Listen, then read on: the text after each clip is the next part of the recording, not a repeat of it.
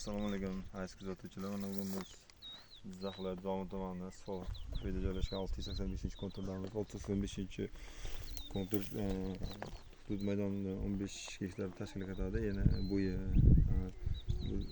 8 metr atrofida, yana 2 metr atrofida bu ustiga bu o'simlik piyoz o'simligi ekilgan. Hozirgi kunda piyoz o'simligi unib chiqib yaxshi holatda saqlangan.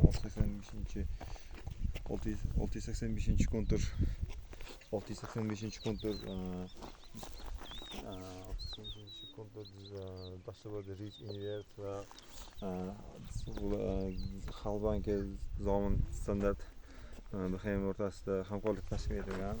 Hozir 15 ta dehqon xo'jaligidan iborat bo'lib, bunda dehqon xo'jaliklar har birisi bir gektardan o'ziga mana Dashtobod Rich Invert tomonidan dehqon xo'jaligi kerak bo'lgan sug'orish uskunalari, ular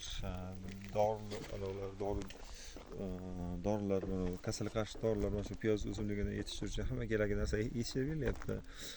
Hozirgi kunda bunda umumiy bizda endi xudo xohlasa maqsadimiz bu konturdan 70-80 tonna atrofida piyoz olish, ya'ni hosil bozor bahosi o'rtacha piyoz bir kunda 1 kilosi 2000 so'm atrofida sotgan taqdirimizda xudo xohlasa 260 million, 150 million atrofida sotgan taqdirimizda o'rtacha xarajatlar bilan 100 million atrofida dehqonlarimizga foyda qolishi kerak.